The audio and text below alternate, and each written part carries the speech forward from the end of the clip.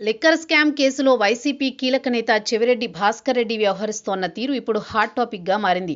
ఈ కేసులో A2గా ఉన్న వాసుదేవరెడ్డి, A3 సత్యప్రసాద్లు దర్యాప్తు సంస్థకు సహకరిస్తూ అప్రూవర్లుగా మారినట్లు వ్యవహరిస్తూ అందుకే వారిని అరెస్ట్ చేయలేదు. అయితే వారిని కూడా జైలుకు పంపాలని చెవిరెడ్డి కోర్టులో వారి బెయిల్ను వ్యతిరేకిస్తూ పిటిషన్ వేయడమే కాదు, పెద్ద లాయర్లతో వాదింపజేస్తున్నారు.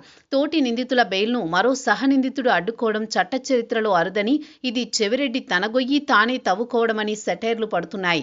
లిక్కర్ స్కామ్లో కీలకంగా వ్యవహరించిన అధికారులు వాసుదేవరెడ్డి, సత్యప్రసాద్లు ఇప్పటి వరకు అధికారికంగా అప్రూవర్లుగా ప్రకటించలేదు. వారు గనుక నోరు విప్పితే ఈ అక్రమాల్లో తెర వెనుక ఉన్న పెద్దల జాతకాలు బయటపడతాయని చెవిరెడ్డి భయపడుతున్నట్లు కనిపిస్తోంది. తప్పు చేసిన వారు దర్యాప్తుకు సహకరించి నిజాలు చెబితే అది కేసు విచారణకు తోడ్పడుతుంది.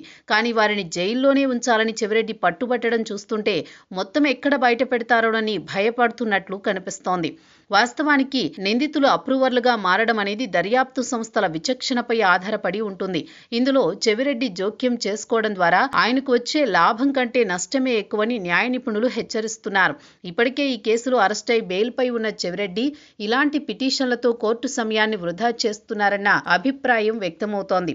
దర్యాప్తును ప్రభావితం చేసేలా ఆయన చేస్తోన్న ఈ ప్రయత్నాలు తిరిగి ఆయనపైనే కేసు మరింత బలోపేతం కావడానికి కారణమవుతాయని రాజకీయ వర్గాల్లో చర్చ జరుగుతోంది. ప్రతి విషయంలోనూ అతిగా స్పందించి చిక్కుల్లో పడడం చెవిరెడ్డికి అలవాటుగా మారిందని, ఇప్పుడు లిక్కర్ స్కామ్లో అదే పునరావృతం అవుతోందని విమర్శలొస్తున్నాయి. తాను తప్పు చేయనప్పుడు ఇతరులు అప్రూవర్లుగా మారితే ఆయనకు వచ్చే ఇబ్బంది ఏమిటి అనేది $1 మిలియన్ ప్రశ్న. ఇవి తప్పులు చేసి చివరకు చట్టం తన పని తాను చేసుకుపోతుంటే రాజకీయ కక్ష సాధింపు అంటూ ఏడవడం ఆయనకు పాత అలవాటే. ఈ కేసులో తదుపరి పరిణామాలు చెవిరెడ్డికి మరిన్ని కష్టాలు తెచ్చిపెట్టేలా ఉన్నాయి.